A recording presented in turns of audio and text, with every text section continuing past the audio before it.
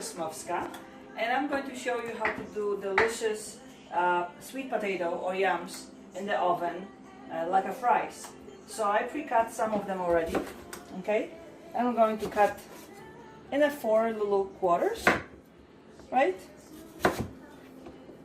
I have the oven at 370 degrees, right? I have also put the cast iron pan, which we're going to use, and I'm using organic 100% pure raw coconut oil. Pretty big scoop I would put of the coconut oil. You want them to nicely brown and get sweet without any sugar. That's very important. So I'm going to put them in. Nice sizzle, right? Just don't burn yourself. I've done it many times. We're going to do a little bit salt.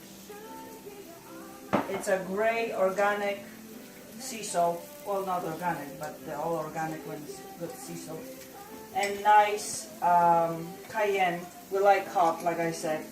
And Simply Organic is one of the best spices which we've been using right now for a while.